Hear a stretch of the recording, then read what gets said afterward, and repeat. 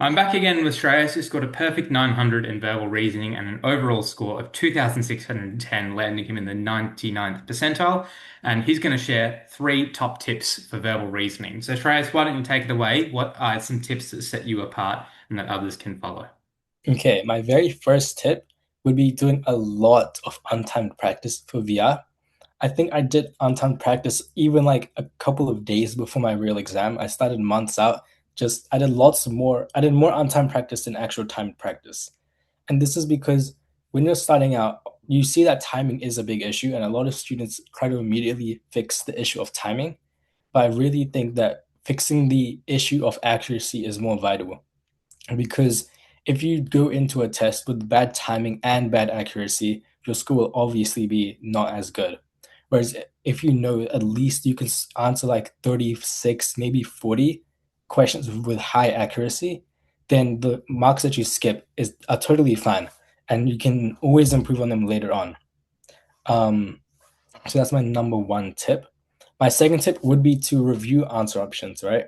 So a lot of people don't really know how to review answer options well for VR, and it is pretty hard to.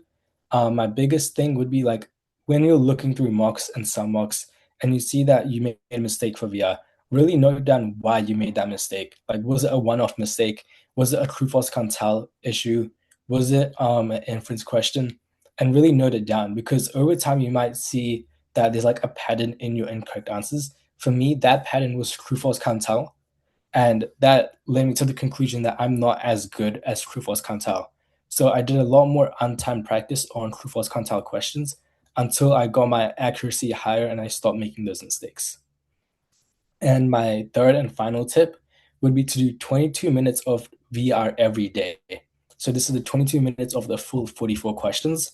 And this is to simulate real exam pressure because VR at the end of the day is a very high time situation test where you have to be able to answer questions very, very quickly.